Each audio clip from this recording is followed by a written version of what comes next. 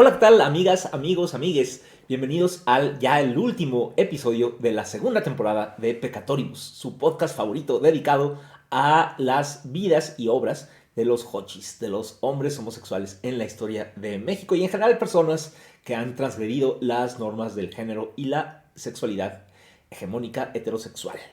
Estoy aquí como siempre con Ignacio. Hoy tenemos un episodio especial para cerrar la temporada, un poco como la primera temporada la cerramos con la representación de la homosexualidad en la literatura. Hoy lo vamos a hacer algo un poquito similar, pero en el cine, un medio que pues obviamente nos gusta mucho y además creemos que le llega a mucha gente. Así es, que además tenía eso como parte de sus objetivos, llegar a mucha gente, ¿no? Todos estos mensajes institucionales o no tanto que estaban ahí puestos en el cine, tanto desde su etapa inicial en los 30, ya como con productos constantes de ficción, y ya a partir de los 40 ya como industria, pues no hay tramas, tonos, personajes, situaciones que sean netamente inocentes, ¿no? Siempre hay una intencionalidad al mostrar de cierta manera ciertas situaciones y hay un mensaje implícito y por supuesto el representar estas disidencias de la norma heterosexual tienen una intención o tuvieron una intención muy particular y llevada a cabo, representada de modo distinto en el cine hasta cierto momento, ¿no? Unas primeras décadas existió a lo mejor de manera velada o de manera sugerida o de manera cómica, pero a partir de cierto momento, en los 70s aproximadamente, ya llegaremos a eso, se da un giro a mostrarlo como algo totalmente horrendo. Horrendo y a veces no tanto. Y a veces no tanto, Es sí, decir, hay algunas excepciones, sí. se muestra de una manera cada vez más, pues, franca. A veces sí con, bueno, en general el cine mexicano tiende un poco Al al drama, al tremendismo, sí. tremendismo. Pero sí, tienes Pero razón, hay unas honrosas excepciones de las que iremos de hablando. las que iremos hablando, sí. Bueno, recordatorio, en este episodio no nos vamos a centrar en hochis de la vida real. Son personajes de ficción, ¿no? Igual que en la literatura, si bien seguramente hubo guionistas, directores, actores que eran homosexuales, aquí no nos vamos a referir tanto a Ujú. sus vidas y obras, sino más bien a la representación de estos personajes en la ficción, ¿no? En el cine Ujú. específicamente. Y bueno, vamos a empezar nuestro recorrido filmográfico, cómico, mágico, joteril en los años 30, justo digamos, en los albores de la llamada época de oro del cine nacional, ¿no? Así Justo es. cuando la política del buen vecino de Estados Unidos estaba fomentando mucho que los estudios mexicanos recibieran celuloide por precios muy baratos y esto hizo Ujú. que pues hubo una ola de películas de muy alta calidad y al menos una de ellas, de hecho bastante al principio de este periodo, Ujú. tiene un personaje homosexual. Así es La Casa del Ogro de 1938 y el personaje es Don Pedrito o Petrita, como le dicen en algún momento de la trama sus vecinos. En esta película, es una película coral que de alguna manera preludia a estas películas de drama familiar en la que hay un paterfamilias que es el que tiene errores Sí, y la al manera estilo Una familia de al tantos. estilo de una familia de tantas, exactamente. Que es además el mismo personaje, el que El hace, mismo actor, el Fernando mismo Soler. actor, perdón, sí, el mismo actor que hace un personaje muy parecido. El Pater Familias, que tiene una rigidez que le hace cometer muchos errores, pero que al final hay una manera ahí de remediar y resarcir esos errores que ha cometido, forzado o no tanto. En el caso de La Casa del Ogro, no es una familia como tal, sino un conjunto de Es un familias. edificio de Es un departamentos, ¿no? edificio de Algo departamentos, bastante sí. novedoso para el México de los años 30. Así es. Y como dice Ignacio, es una película coral. Esto quiere decir que los distintos vecinos, cada uno tiene su propia historia y como que Ujú. suman sus historias, suman sus voces para hacer una especie como de tapiz. Ajá, La verdad es una exactamente. película muy buena. Independientemente de la representación Sí, de Don Pedrito, de Don Pedrito. es una película interesante. Sí, Pero es bueno, divertida. el personaje de Don Pedrito en particular es un vecino. Es uno de los vecinos, vive solo, por supuesto. No se ha casado y en algún momento de la trama le preguntan por qué no se ha casado y pues dice que no ha encontrado a la mujer ideal, bla, bla, bla. Eduardo Verástegui.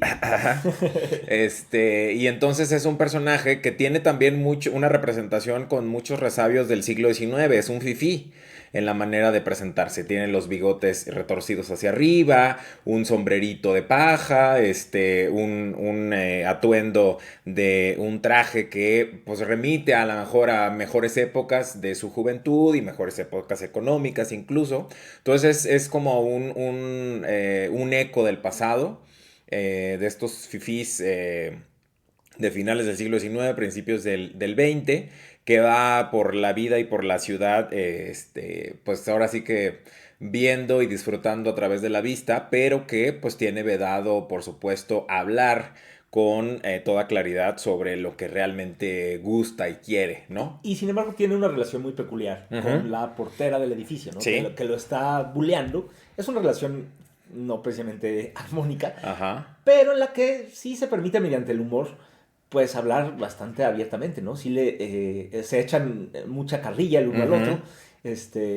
Ella pues sí le hace muchos insultos homofóbicos. En algún punto de plano que le hace enojar mucho de plano le dice Sí. viejo marica. Ajá. Este, Sí, pero realmente es una oportunidad, una relación de amistad en el que le permite, si bien, pues eso, con un tono de bullying, con ciertos tientos, pero pues sí, ser un poco más existir, él mismo, ajá, existir, sí. existir realmente, sí, eso es, por supuesto, es una relación marcada por lo que el condicionamiento de la época implicaría, pero una relación constante, ¿no? Entonces, eso es importante, es como la portera.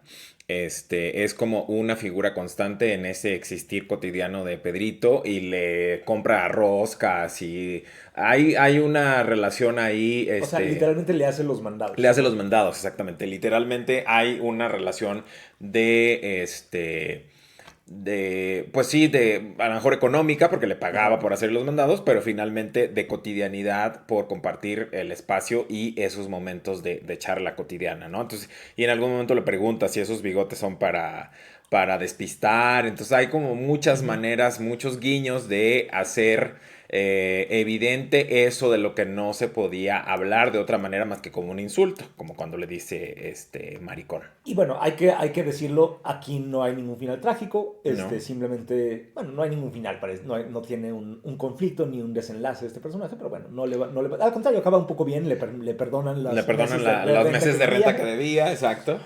No es un personaje, digamos, no es un villano, para nada, es un personaje cómico, es un comic relief, ¿no? Para la Ujú. historia, pero tampoco es una historia como de advertencia, ¿no? De que eso está mal. Pero bueno, Sí, queda como parte de ese tapiz, como bien decías, pero en ese tono de un tanto de burla o de burla potencial por parte de su entorno. Pero antes de continuar, recordé ahorita, es una película también de los 30, Dos monjes, que está ubicada en el siglo XIX, más o menos. Es un tanto incierta la ubicación temporal, pero los dos monjes, justamente, los dos personajes masculinos que se encuentran siendo monjes y que luego regresan en la narración a una época anterior en la que fueron prácticamente hermanos, una amistad, una relación de amistad muy profunda. Hay varias escenas en las han de haber que sido muy buenos amigos. han de ser Wink, muy wink. buenos amigos. Wink, wink. Ajá, exactamente. Hay varias escenas en las que el lenguaje corporal de los dos personajes es muy de las amistades apasionadas del siglo XIX, ¿no? Esos amigos súper entrañables y que se amaban y no sé qué. Ya hablamos de Covarrubias en no, perdón, estoy confundiendo el apellido. Del Sí, de Juan Díaz poeta Juan Díaz Covarrubias. Covarrubias, sí. Es que me faltó el Díaz. Por eso dudé. Juan Díaz Covarrubias y sus amistades Apasionadas. apasionadas. Entonces da la impresión un poco de que esa amistad apasionada podría haber tenido algún otro complemento o elemento, pero finalmente es algo conjetural de este Joto, ¿Qué les habla? pernicioso que les habla, al estarla viendo, ¿no? Pero evidentemente no hay ninguna referencia, no hay ningún señalamiento y se puede decir que con Pedrito, con Petrita en La Casa del Ogro es que inician estas representaciones, ahí sí intencionadas y marcadas por esa existencia, fuera un tanto de norma, pero que está ahí. Y en las siguientes décadas, es decir, los 40 y los 50, no es que desaparezcan estas representaciones, pero digamos que para ser un tema tan recurrente pues en los patios de las escuelas, en los Ujú. vapores, digo, en todos lados donde haya, pues, interrelaciones masculinas pues es un chiste recurrente, a veces no chiste, y en el cine es relativamente escaso, y sin embargo sí hay algunas... Bueno, hay que decir que en los años 40, la época de oro del cine mexicano, pero también la época de oro del cine de Hollywood, había en Hollywood un código, el código Hays, que básicamente era de autocensura, ¿no? No es que el gobierno interviniera, sino que los estudios mismos se tenían que autocensurar, evitar, por ejemplo, temas de relaciones interraciales y desde luego evitar cualquier mención o indicación, así fuera muy velada, a la homosexualidad. En México no teníamos algo así, pero había códigos sí, ¿no? sí había códigos de censura y cuando llegó Carranza a la presidencia se llamó así, el código de censura cinematográfica, pero por supuesto la condición sociocultural en México era muy diferente, no se tenía como en Estados Unidos esta cuestión de matrimonios interraciales o el interés en normar muchas cosas más allá de cuidar a la patria, ¿no? Muchos de esos códigos iniciales o de esos reglamentos de censura cinematográfica, tengan o no el nombre de censura de modo oficial, en su nomenclatura, era justamente eso, el cuidado de el buen nombre, la buena reputación de México como nación, de sus instituciones, obviamente no tener tramas que tuvieran una visión romantizada o idealizada de alguien que fuera delincuente, vicioso, y si había un personaje así tenía que tener un final Bueno, o de redención o de castigo. a menos que fuera muy cómico, como en el caso de Cantinflas, A ¿no? menos que fuera cómico, exactamente, que finalmente termina siendo, tropezándose él mismo en su propia ingenuidad, entre comillas, y en su propia tontería, en pos de ir por algo que considera que es un bien mayor a través de esa posible engaño, estafa o lo que sea, ¿no? Justamente lo que dices, el tono lo disculpa. Entonces, justamente esa manera de presentarlo y finalmente hay un reconocimiento al final de que se hizo mal y se paga de alguna manera y se regresa al camino correcto, ¿no? Entonces, los códigos de censura en México estaban más enfocados a eso. No había algo tan específico como esto de relaciones, homosexuales, que podría entrar en esta cuestión de los vicios, ¿no? De una manera muy laxa o muy indefinida. Aunque en Entonces, general era autocensura, es decir, no es que ajá. llegara un agente de la Secretaría de Gobernación con sus tijeras a cortar. Era más bien un acuerdo tácito entre Ujú. productores, Sí, estudios más y adelante autoridades. sí había una necesidad de enviar la versión final a un órgano que representaba a lo institucional y que tenía esa corrida previa al estreno y daba la autorización de estreno comercial. O podía decir, ay, ¿saben qué? Aquí corten esto porque, ¿no? O modifiquen el final, ¿no?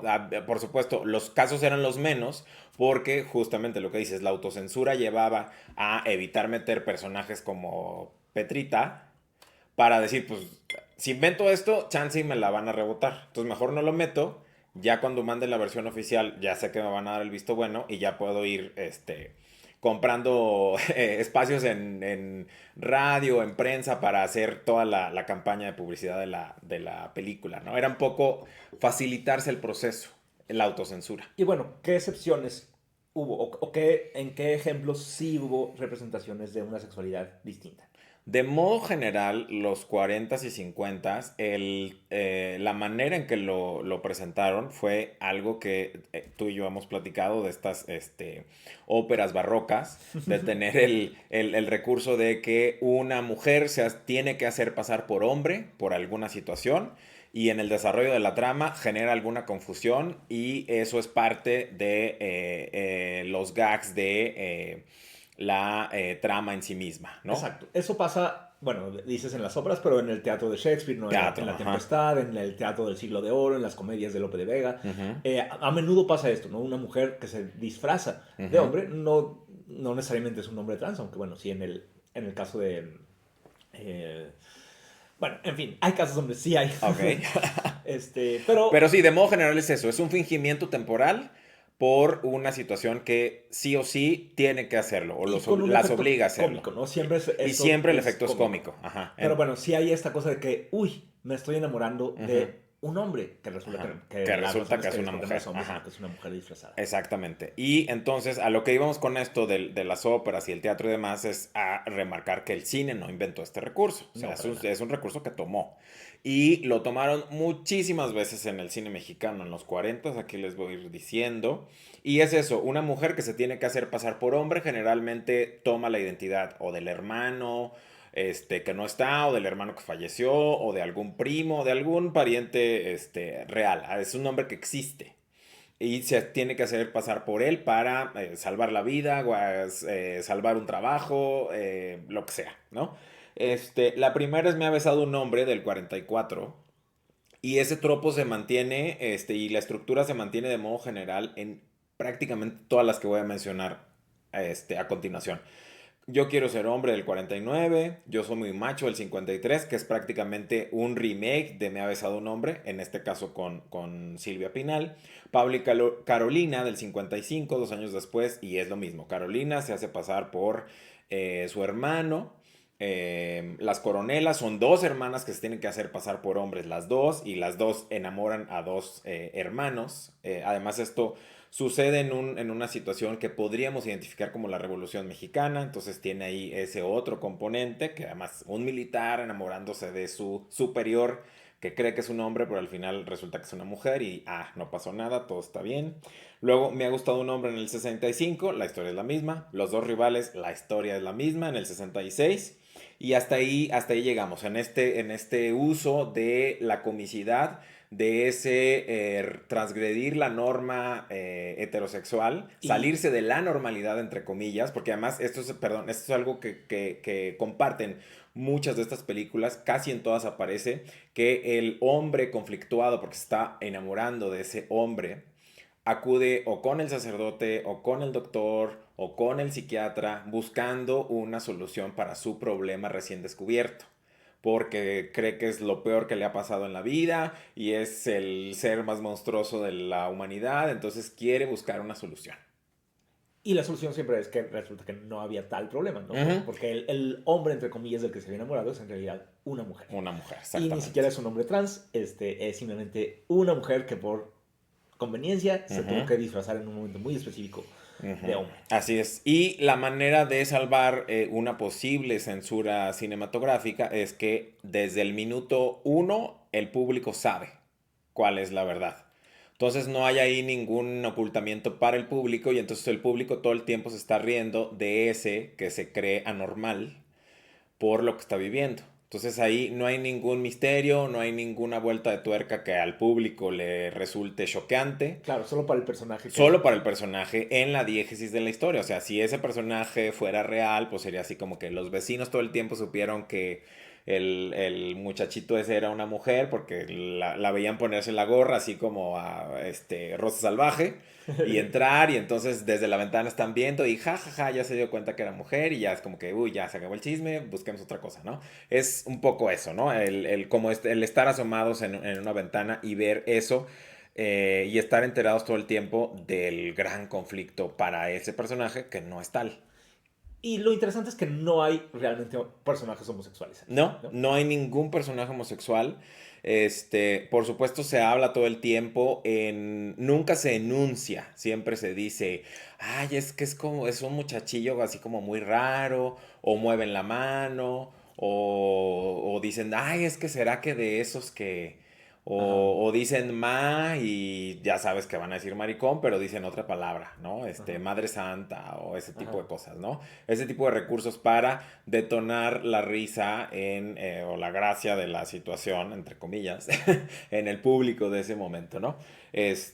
La única excepción de esta época es Mujeres de Teatro de 1951, en la que sí es un personaje que podemos identificar como un hombre homosexual por la manera en que habla, por sus manierismos, por incluso también, y eso también lleva un encaminamiento en estos discursos que yo decía en el cine, a través de su trabajo. Es un director de escena en un teatro que está dirigiendo a la vedette principal y a su cuerpo de baile Y entonces él de alguna manera pretende imitar a esta bailarina, a esta vedette principal, ¿no? Se viste de una manera similar en cuanto a los estampados que trae ella en su blusa y él en su camisa, la manera como se para, o sea, es evidentemente que no es un hombre heterosexual y eso quedaba clarísimo desde el primer momento en que aparece en escena. Es una escena no tan corta, pero sí es como el único momento en el que destaca ese personaje, a diferencia de Pedrito, de Don Pedrito, que es una presencia constante en toda la película. En este caso, no. Tiene esa escena en la que hace evidente esta admiración que siente por la vedette, esta misoginia latente respecto de las otras, porque las considera que bailan horrible, que no se mueven bien, y entonces él se para al frente y empieza a hacer los movimientos del baile que están haciendo todas, para enseñarles cómo tiene que hacerlo. Entonces hay ahí, sin hacer mayor mofa, porque nadie hace ningún comentario de nada, él se está poniendo en evidencia o pone en evidencia su propio ridículo al ponerse delante de las mujeres con unas piernas espectaculares y unos mini shortcitos porque están ensayando. Hace evidente su ridículo al ponerse él enfrente de ellas y decirles que él les va a enseñar a moverse con sensualidad, ¿no? O sea, para el ethos de la época, para el pensamiento general del público que estaría viendo esta película en los 50 en la sala de cine, pues era ese el objetivo del personaje, ¿no? Por supuesto es una película que es cómica, perdón, que tiene muchos otros comic reliefs, pero él está entre esos, ¿no? Ni siquiera de manera enunciada, es simplemente está existiendo y está haciendo lo que hace en su trabajo y a través de eso es que evidencia esa desviación de la normalidad.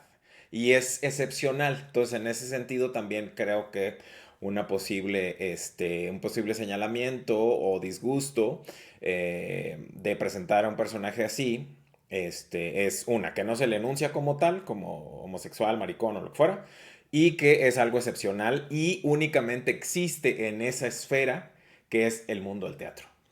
Y además de nuevo, es una escena cómica, ¿no? Exacto. Una excepción de esto muy interesante es Muchachos de Uniforme, de Mm, Alberto Becrevena, que es justo de esta época, pero bueno, aquí se trata de mujeres, ¿no? exactamente. Es una chica en un internado católico que se enamora de su profesora, interpretada por Marga López, Ujú. con un desenlace trágico, ¿no? Muy Acaba, trágico. las monjas un poco la presionan y acaba esta chica suicidándose, ¿no? Arrojándose del campanario de la iglesia. Ujú. Y hay un mensaje al final de que, pues, está mal sí, está mal realmente no dicen que esté mal el lesbianismo, más bien dicen, la culpa es de nosotros como sociedad de no haberla encaminado bien, de no Ajá, haberla exacto. escuchado y comprendido, no tanto para tolerarla, sino porque realmente era inocente y no Ujú. conocía otra cosa y le pudimos haber enseñado mejor. Ajá, exacto. Pero bueno, no vamos a hablar de ese tema porque en este podcast nos dedicamos a hombres hochis para no pisar terrenos ajenos. Ujú. Pero bueno, digamos, la cima de esta comicidad, Ajá. de esta burla homofóbica y de esta representación de homosexuales, donde ahora sí hay un homosexual del que Ujú. se habla, bueno, el personaje central no es homosexual, también hay un juego de engaños, Ujú. pero estoy hablando, por supuesto, de Modisto de Señoras, de Mauricio Ajá. Garcés, Sí. dirigida por René Cardona y estrenada en Ujú. 1969. En el 69 es, creo que el punto de quiebre, porque además es un punto de quiebre también para la literatura que revisamos en el episodio 7 de la primera temporada. En el 69 se publicó Después de todo, que es una novela que rompe un poco con el esquema de tragedia y tremendismo en las novelas anteriores y se adelanta un poco, o se adelanta una década, al vampiro, en hablar de una sexualidad que a lo mejor exige un cobro o que exige un cierto peaje, pero que puede ser gozosa.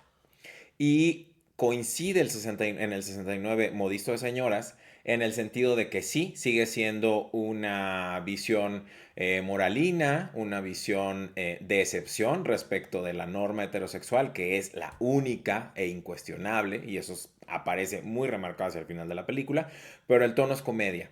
Y ahora el fingimiento no es una mujer haciéndose pasar por hombre, sino un hombre haciéndose pasar por homosexual. Un hombre Un heterosexual hombre haciéndose. heterosexual haciéndose pasar por homosexual, forzado, nuevamente la situación, por la carrera que quería seguir, ¿no? Entonces él todo el tiempo Que quiso es ser, diseñador de que es modas. diseñador de modas. Entonces, modisto de señoras, pues aparece ya ahí desde el título anunciado, ¿no?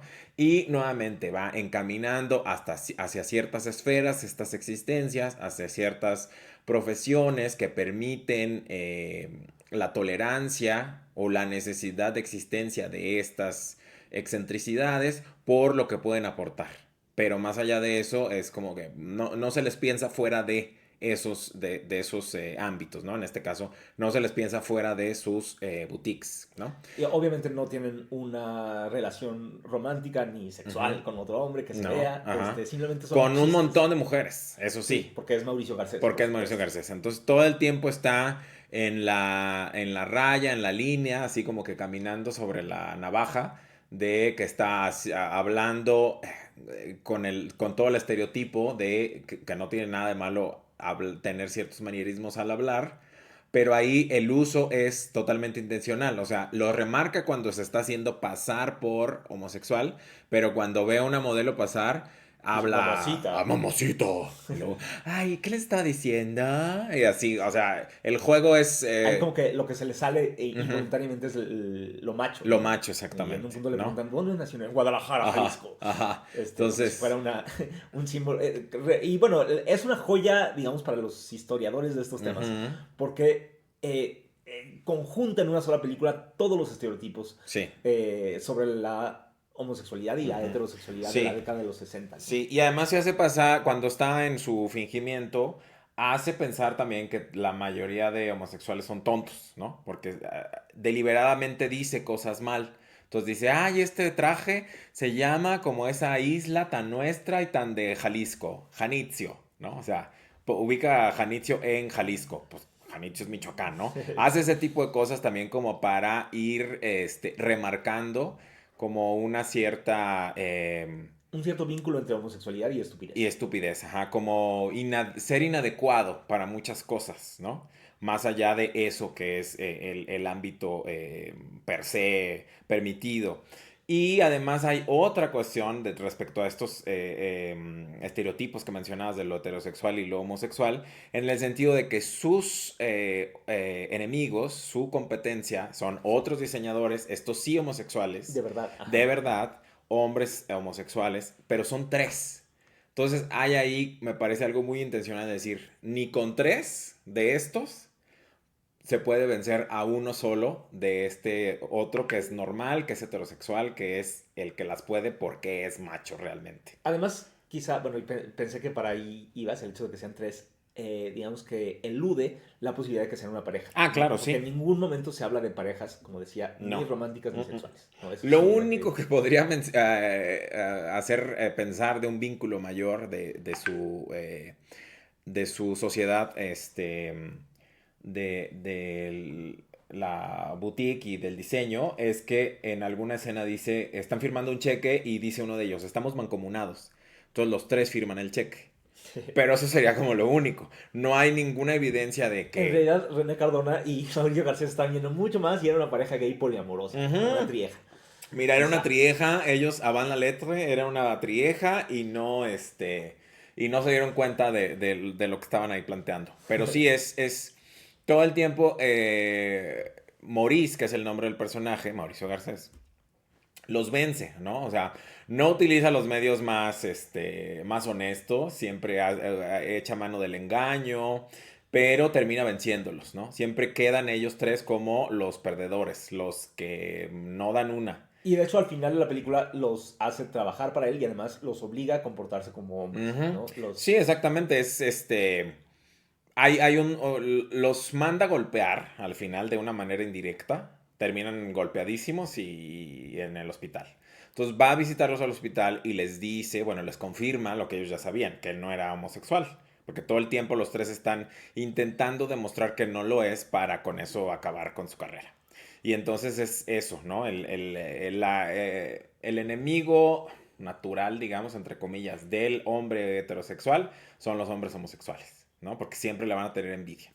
Y entonces va al hospital a visitarlos, les dice, sí, yo no soy Maricón. maricón, yo no soy como ustedes, dice. En ningún momento dicen homosexual. En toda la película siempre es, ay, ¿a poco ustedes de los que y Ajá, mueven la mano? ajá, O la esas manita hacia mañas. abajo, esas mañas, o de esos que... Ajá, Y se queda todo así en puntos suspensivos. Entonces nunca lo dice, pero dice, yo quería, desde niño quise ser diseñador de modas, ¿qué tenía de malo? Pero desgraciadamente ya una serie de diseñadores habían dado una mala reputación en todo el mundo a esta profesión. Entonces, nunca dicen eran gays y por eso, ¿no? Tuve que fingirlo, pero sí asocia una mala reputación a el hecho de ser homosexual. Y entonces tenía que fingir ser homosexual para poder entrar a ese ámbito y no generar incomodidades con las clientas que finalmente terminaban con él en la cama, ¿no? las O clientas sea, y las las modelos clientes y también. las modelos y hace ahí un uso de su fingimiento muy ventajoso, ¿no? Entonces hay monólogo moralino, les dice que ellos son parte de esa mala reputación, pero que ya está harto y que ya no puede seguir hablando así ni mover las manos, entonces que se va a casar. Y como dices, al final sí se asocian, abren una casa de moda para hombres, con Maurice como diseñador principal y asociado con Mao, Perugino y Antoine, que son los nombres de los otros tres. Y sí, les dicen, no, pues ahora tienen que comportarse como hombres y los está obligando a cambiar, ¿no? Ayudado por la esposa. Entonces la esposa le dice, calma, amor, tiene que ser un cambio gradual, el cambio es poco a poco, no sé qué. Entonces se remarca en el tono de comedia siempre, que la heterosexualidad es el camino al que hay que Y volver que si además es que se ha perdido. se puede Y imponer, que se ¿no? puede imponer, exacto. No una institución médica la que lo hace, pero sí finalmente la institución en abstracto de la heterosexualidad la que toma ahí el control y les dice, vamos a hacer que ustedes sean normales. Y bueno, en la década de los 70 empieza a pasar algo súper interesante con el cine mexicano. Y es que digamos, se escinde en dos campos muy distintos. Bueno, algo que creo que hizo bien, de las pocas cosas que hizo bien el presidente Echeverría, fue intentar hacer una nueva época, si no de oro, sí como de plata del cine mexicano, ¿no? Un nuevo cine mexicano de calidad, con Ajá. guiones inteligentes, no para un público tan pues tan de serie B, como se dice, Ujú, sino hacer un cine de autor, un cine ujú. de calidad. Y financió, bueno, se creó un banco cinematográfico, presidido, si no me equivoco, por su hermano, Rodolfo Landa, o Rodolfo Rodolfo Landa o Echeverría. Rodolfo Echeverría. Que él Este, sale en Las Coronelas, es el militar conflictuado porque está enamorándose de su coronel. en todo caso, lo que ocurre gracias a eso es que digamos que una cierta censura que ya se había relajado en temas sexuales, básicamente con fines cómicos, ¿no? Para estas sexy comedias, al Ujú, estilo de las de Mauricio Garcés, ujú. se usó, pero ahora para películas, pues un poco más serias, ¿no? O de más calidad. Y directores como Jaime Humberto Hermosillo o Arturo Ripstein empiezan a hacer películas muy interesantes, pues un poco siguiendo los modelos de las vanguardias europeas, Ujú. sobre todo, ¿no? Un ejemplo de esto, quizá el primero que toca, si bien un poco de lado el tema de la homosexualidad masculina, es El cumpleaños del perro, de Jaime Humberto Hermosillo, Ujú. que se trata de dos amigos, dos varones, casados cada uno por su lado, que se sienten muy incómodos con digamos, por la presión de la vida burguesa, católica, heterosexual, Ujú. y acaban matando a sus esposas, ¿no? Acaban cometiendo o dos feminicidios, de Sí. hecho.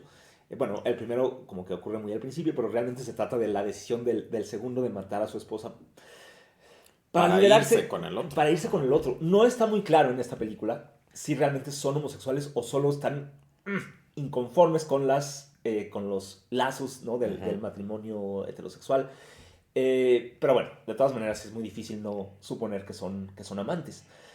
Creo que el segundo decide matar a su mujer es Sí, mayor además. Me parece que en él de manera más evidente había un deseo latente por parte del otro, que era además más joven, guapísimo, sí. entonces como que Héctor Bonilla, de hecho, Héctor Bonilla es interpretado el por Héctor personaje, Bonilla. exactamente. Entonces creo que ese otro personaje que era mayor, este, tenía ahí una cuestión como no resuelta o no explorada y dice, pues mira, de aquí soy. Se deja seducir. Ajá. Pero bueno, la primera película, y esto es muy importante, en donde el tema de la homosexualidad está muy en el centro, se habla ahora sí sin eufemismos, sin tapujos, es de otro año de estos claves, ¿no? Una década más tarde, del 69, que es 1978, ¿no? El mismo año en que se publicó El vampiro de la colonia Roma. Arturo Ripstein firmó una película muy, muy buena, creo, de muy alta calidad, basada además con mucha gente importante haciendo el guión, incluido Manuel Puig, el escritor argentino, y José Donoso, bueno, la película se basa en una novela suya, El lugar sin límites. Se trata de un pueblo pequeño, no en el México profundo, no queda muy claro en dónde está, Sí, no. pero bueno, es un pueblo casi fantasma que está a punto de desaparecer, víctima de la ambición del cacique local. En todo caso, en ese pueblo hay un burdel que mucho tiempo antes fue más o menos exitoso, y en ese burdel trabaja la Manuela, que es un personaje muy típico, digamos, de los burdeles mexicanos, y creo que de todo el mundo, de la primera mitad del siglo XX, que es el maricón del burdel. Un personaje que quizá para estándares actuales definiríamos como trans, Sí. como mujer trans, aunque bueno, normalmente para estar de día, no para salir a la calle a comprar cosas, iban vestidos de hombre, pero en general pasaban la noche vestidos de mujer, amenizando, haciendo el show. Es el caso de la Manuela, que además era cantante y bailarina. Y además también, si bien eso no está tan claro, pues Bailarina de flamenco, Así es, además. atendiendo a los Ni clientes. más ni menos. Y también, bueno, estos maricones de burdel, si estaban en los burdeles era porque también atendían a los clientes que de pronto se les antojara por ahí. Hacer alguna excursión. Ajá, lo cual no era raro, no era tan No. mal visto. ¿No? Por cierto, en la serie de ahora de Las Muertas se explora ese tema un poquito también, ¿no? La idea de el cliente del burdel que de pronto prefiere bailar con hombres. Ajá. En esa serie se pone como algo que nadie acepta, pero la verdad es que era muy común. Era considerado algo que cuando un cliente se emborrachaba, pues simplemente tiene toda clase de gustos. Sí, pues mira, un resbalón. En todo caso, la película, bueno, este personaje está realmente muy bien construido. No es solo sí tiene momentos cómicos, pero digamos que el retrato es mucho más realista. Es un personaje, digamos, tridimensional, que no es solo un maricón, que no es solo una vestida. Aunque, bueno, sí, de todas maneras sí responde a muchos de los estereotipos del momento. Y bueno, a lo largo de la película siempre tiene una tensión entre miedo y deseo respecto a un personaje que es el sobrino del cacique, que se llama Pancho, que interpreta Gonzalo Vega, guapísimo por cierto, en un momento muy joven. Tiene mucho miedo porque ya no se sabe qué ha pasado antes entre ellos, pero ha habido una relación entre erótico, sexual, pero también de violencia y de amenaza.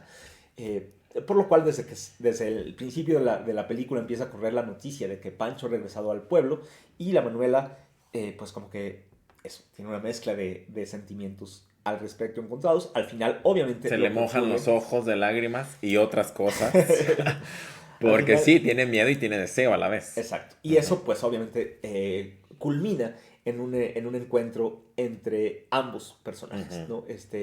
La Manuela tiene una escena famosísima, realmente espectacular, donde le baila, ¿no? Le pone un disco con la música de La Leyenda del Beso, que por cierto luego Mocedades le puso letra y le hizo Amor de Hombre, pero bueno, y le hace un baile flamenco, lo va seduciendo, después cambia la canción, empiezan a bailar y ocurre el primer beso homosexual del cine mexicano, ¿no? Entre Pancho y la Manuela.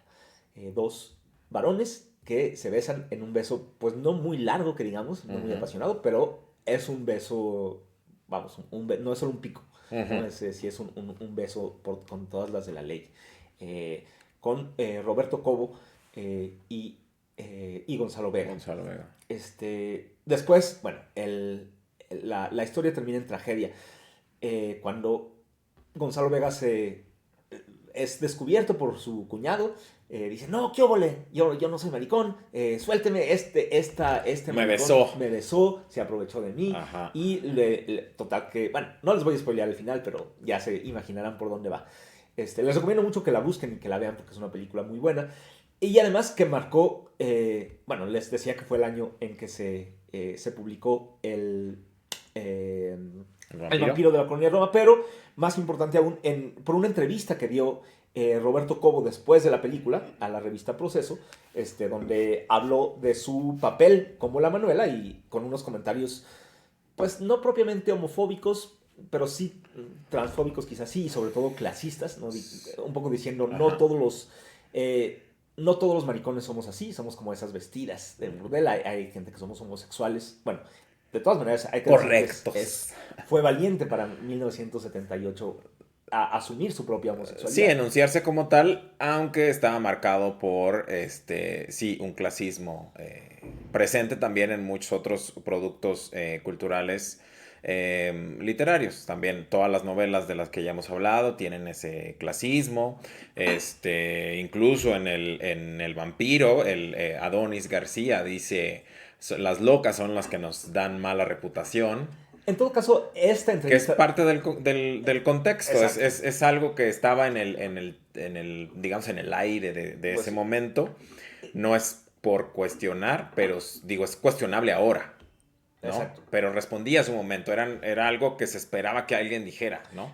Pero detonó te estoy interrumpiendo, perdón, en las generaciones más jóvenes, detonó molestia. Exacto, porque ya, es decir, sí era algo muy normal, muy normalizado, Uh-huh. racismo y clasismo, pero no toda la gente era tan bruta y tan insensible. Uh-huh. En particular, había un grupo de jóvenes que se habían agrupado en una cosa que se llamó Frente Homosexual de Acción Revolucionaria, o FAR, que mandaron una carta como en la sección de cartas del lector a la revista Proceso diciendo, nos parece muy mal, a nosotros nos parece que los travestis, las vestidas, estos maricones homosexuales de clases trabajadoras, al contrario, tenemos que reivindicarlos. Y bueno, eso fue el principio del crecimiento de este movimiento, que ese mismo año salió a las calles en la marcha del 26 de julio y luego junto con otras organizaciones el 2 de octubre y al año siguiente en la primera marcha del orgullo homosexual en la Ciudad de México. Así que, bueno, El lugar sin límites de Arturo Ripstein jugó una parte, un papel, digamos, pequeño en esta movilización. Y la verdad es que a partir de ahí... Indirecto, pero decisivo. Indirecto, pero decisivo. Así es. Y a partir de ahí, pues ya no se detuvo esto. En 1983 se estrena otra película muy interesante, también de Jaime Humberto Hermosillo, que se llama Las apariencias engañan, también de nuevo con Gonzalo Vega, donde conoce, bueno, es una historia bastante complicada, aunque bastante interesante, donde conoce a una mujer muy guapa, interpretada por Isela Vega, y pues hacia el final de la película, bueno, ahí hay una atracción, Gonzalo Vega, digamos que va rompiendo corazones, a tanto de esa mujer como de un hombre que estaba casado con ella, que resulta ser homosexual y resulta estar enamorado de él. Pero lo más interesante es que el personaje de Isela Vega, y eso es lo que le da título a la película, Las apariencias engañan, resulta ser ahora sí no solo un hombre disfrazado de mujer, sino una mujer trans. No era el vocabulario que se usaba en la época, pero pues sí es un hombre que ha cambiado de identidad desde joven, que vive como mujer, que de hecho pasa por mujer, y una mujer muy guapa además. Y bueno, el momento de revelación es muy impactante porque se le ve un desnudo frontal completo. Claro, falso porque es Isela Vega, hay un montaje donde se ve un pene y unos huevos muy claramente mostrados, que por supuesto no son de Isela Vega, pero bueno, se ve y además tienen un momento, una relación sexual bastante explícita, donde además medio se intuye que quien penetra al otro es el personaje de Isela Vega, penetra a Gonzalo Vega, y lo que tiene además más interesante todavía esto, es que es un final feliz. Acaban ellos dos siendo felices y juntos. Es mucho más complicada la trama y sí, porque hay ahí una búsqueda de alguien. Sí, hay una herencia perdida, exactamente. Entonces, muchos engaños. Sí. Son muchas capas. Son muchas capas. Les estoy hablando solo del tema específicamente que nos interesa en este episodio, ¿no? El tema de los huevotes de Isela Vega. De Isela Vega.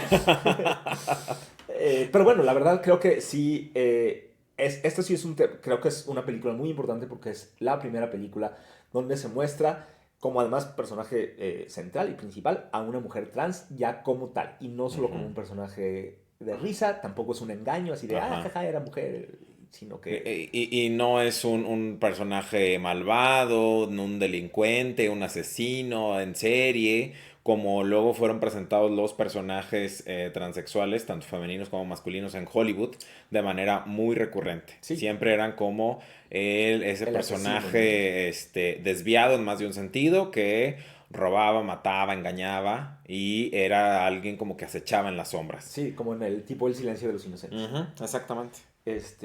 Pero bueno, eso nos lleva a otro de los hitos del cine gay, del cine homosexual de México, que es la película de 1985, Doña Erlinda y su hijo, también de Jaime Humberto Hermosillo. Una película que ya ahora, bueno, también para los años 80 el tema de la homosexualidad está cambiando gradualmente, sobre todo a causa de la crisis de la pandemia de VIH-Sida, Ujú. que empieza a hacer estragos en la comunidad, ¿no? Sí. De hecho, se desarticulan todos estos grupos, el Frente Homosexual, de Liberación Homosexual, ya en general lo que se pide ya no es liberación, sino atención, ¿no? Hay un cambio, digamos, en las prioridades. Empieza, todavía estaba lejos la demanda de matrimonio igualitario, pero ya empiezas a ver una demanda del reconocimiento a cambio de tener relaciones, digamos, siguiendo el modelo heterosexual, ¿no? Así es. Heteronormativo. Y yo creo que esta película un poco representa esa transición, Sí. ese momento de transición, ¿no? Ocurre en Guadalajara, Ujú. bueno, en el momento presente, es decir, los Ya años Morís 80. lo dijo, Ya Maurice lo dijo. de Guadalajara, Jalisco, donde se dan los hombres. Donde hay una familia de clase alta, Sí, una familia que es un media alta. matriarcado, Ujú. media alta, exacto, encabezada por Doña Erlinda, una señora bastante rica que tiene una casa grande, cuyos cuartos se rentan a huéspedes. El hijo, No. Em, Llevan a vivir a Ramón, que es el novio no declarado de su hijo, pero solo lo hospedan a él. Ramón vive en una casa de huéspedes en el centro. Lo recuerdo muy bien porque cuando llegan los papás a casa de Doña Erlinda y ya está viviendo ahí Ramón, los papás de Ramón llegan a buscarlo, le dice la mamá a Doña Erlinda, ¿y cuántos abonados tiene? Y doña Erlinda muy, muy extraña le dice, ¿abonados? No, ninguno. O sea, porque pues para ella Ramón era el yerno, ¿no? Sin que lo dijera. Entonces hay esa extrañeza inicial en los papás de Ramón, porque además tenían ya cierta sospechita de algún defectito de su hijo, de que esté viviendo ahí. o sea, la Porque no cosa, es una casa de huéspedes oficial. ya, No, o sea, es importante la sí, aclaración claro, por eso, porque hay ahí una cierta tensión entre los matriarcados de Ramón y el de Doña Erlinda. claro. La cosa es que el hijo de Doña Erlinda, el que le da Ujú. título a la película, Moncho se llama, no, Rodolfo. Rodolfo, sí, Moncho es, así le dicen a Ramón. Moncho es el... Rodolfo, o Fito, como le Ajá. dicen, es un estudiante de medicina muy exitoso, Ujú. un hombre muy bien, un homosexual decente, Bien. Ajá. este, que está enamorado del huésped de la casa, que es justo un estudiante de música, Ujú. Ramón, un muchacho más joven, más guapo, con el pelo todavía así, con ese pelito largo, muy chino, Ujú. típico de los años 80, Que muy, toca el muy corno sexy. francés. Ajá. Pero lo interesante de la película es un poco la hipocresía, no sé si llamarla hipocresía, de Doña Erlinda, que sabe, ubica, entiende perfectamente la relación entre su hijo y el huésped, y sin embargo, y en algún sentido hasta lo acepta, ¿no? Se lleva bien Sí, se lleva muy bien con con él. Ramón, pero Lo ve como un hijo sustituto. a la vez insiste todo el tiempo en que su hijo lleve una vida decente, ¿no? En Ujú. casarlo con una señorita bien de una buena familia ahí de Guadalajara, cosa que logra muy desde el principio de la película. Hay un compromiso, eh, van a la fiesta de compromiso. Por cierto, Ramón se queda solo en la casa, emborrachándose y oyendo a Juan Gabriel, una escena muy, muy bonita. Pero quizá lo más impresionante de la película es el final, donde el hijo de Doña Erlinda, Fito, cede ante la presión de su madre y se casa con Con esta chica, Olga. Olga, pero mantiene una relación muy estrecha, un vínculo muy estrecho con Ramón. No queda del todo claro si sigue siendo sexual, aunque se asume que sí. Y Ramón es incluso el padrino de su hijo. La última Ujú. escena es en el bautizo del niño, donde Fito además, Ya son compadres. exacto, se vuelven no solo como roomies, Ajá. sino compadres y bueno, sabemos que mucho más. Ujú. En todo caso, la película termina cuando Fito, que durante toda la película ha estado como practicando, aprendiéndose el poema del Nocturno a Rosario Ajá. de Manuel Acuña, lo recita completo, sobre todo esa parte de y en medio de nosotros mi madre Madre como como un un dios, dios. ¿no? Que es Doña Arlinda. Puede interpretarse como una pues como una especie de diagnóstico, de reflexión de que la homosexualidad masculina es un producto de una madre demasiado castrante, ¿no? Demasiado dominante, que sí, pero que a veces sí, no, no es cierto. Pero sobre todo es una sátira pues de la hipocresía de la sociedad Sí, mexicana. de la burguesía, clase mediera, Tapatía. tapatía, Y en además. general, Digo, en de todo el general, país, claro, ¿no? pero se tiene esta idea, con cierta razón, de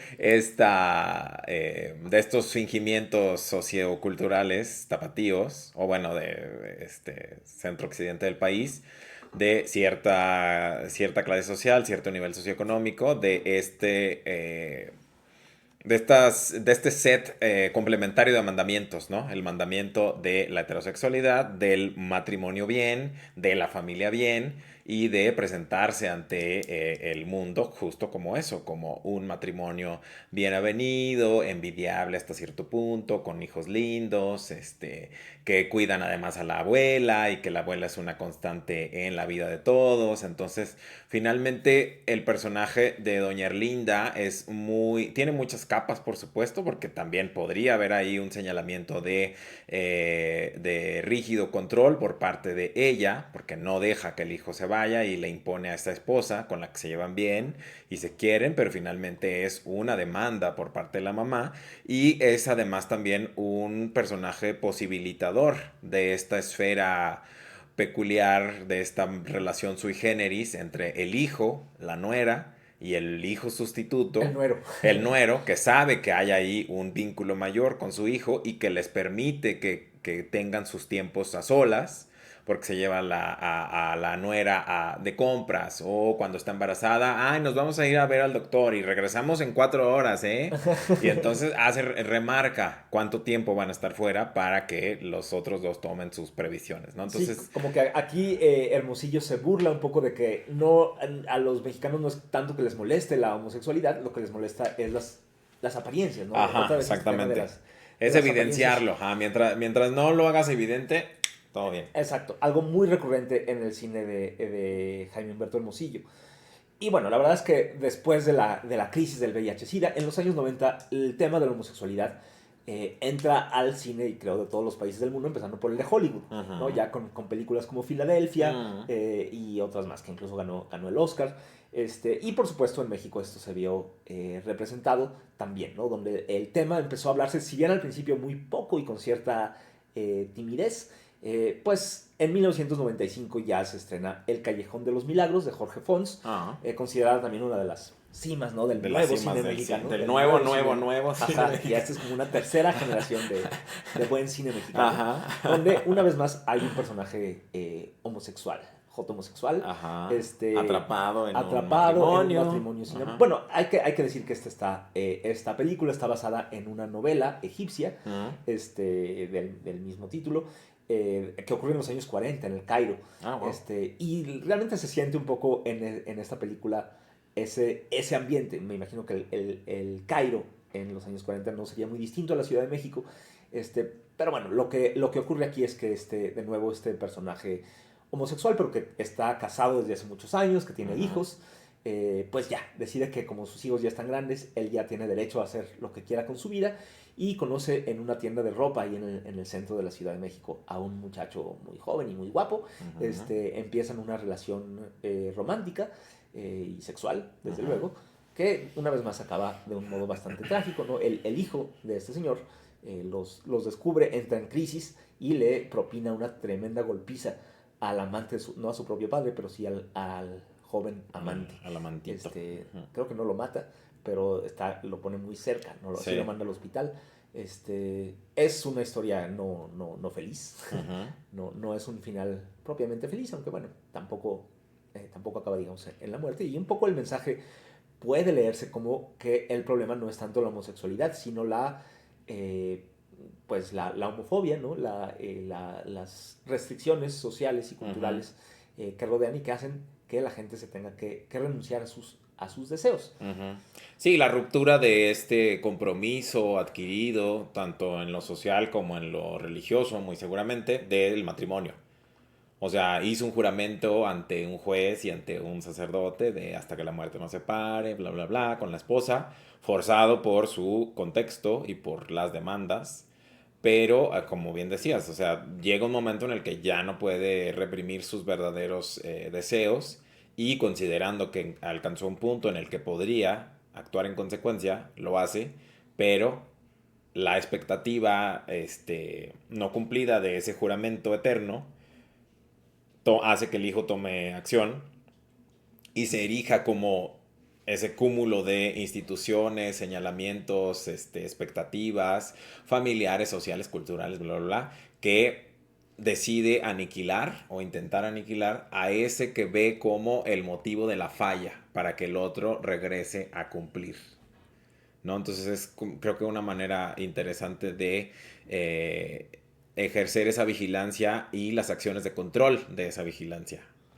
Exactamente. Creo que en general, bueno, ya, obviamente ya en el siglo XXI la cosa cambió radicalmente. Ahí sí ya no vamos a seguir con esta lista porque son muchísimas las Sí, son películas muchísimas. de Cuatro Lunas y Ajá. muy particularmente estas de Mil Nubes de Paz surcan el cielo. Todas las de Julián Hernández, o Julián bueno, Hernández. buena parte de su filmografía tiene el foco en la sexualidad de hombres Pero nos pareció no interesante heteros. sentarnos en el siglo XX, ¿no? Donde Sí, todavía pues se podía representar este tema, pero era algo que, digamos, se salía de la norma. ujú, Y creo que bajo ciertas condiciones.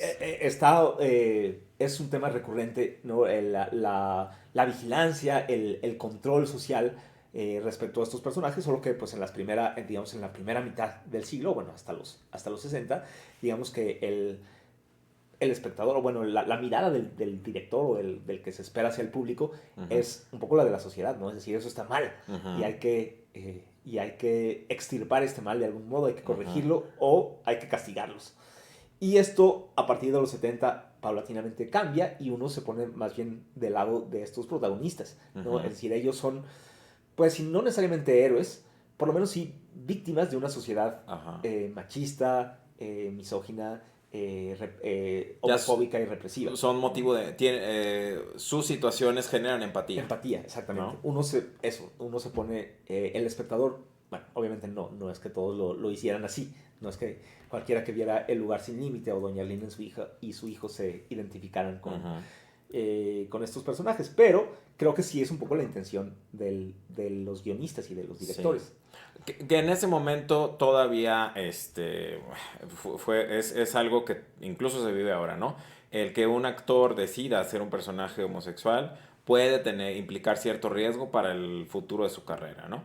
Y en los 70s, 80s, 90s mucho más. Sí, exacto. Entonces, en el caso de Doña Erlinda y su hijo pasó con quien hace Arturo Mesa, que interpretó a Moncho, a Ramón. No tuvo una carrera muy extensa en el cine y él en un conversatorio que hubo en Guadalajara hace muy poco, él lo achacaba a eso, ¿no? O sea, como a ese señalamiento contextual que hizo que la película circulara de manera un tanto subrepticia y que muy pronto se hiciera una película de culto justamente por eso, por una corrida comercial muy corta, por un señalamiento social, ni siquiera de censura de las instituciones, porque pues de eso no hubo, sino una censura social. Y más en el ámbito jalisciense o de Guadalajara de manera específica, de decir, no, ¿cómo se atreven a poner a Guadalajara con ese tipo de historias, bla, bla, bla? Entonces, él mencionaba un poco que había sido un pago que tuvo que hacer por interpretar a Moncho, el ver cortada o reducida su carrera cinematográfica. Claro.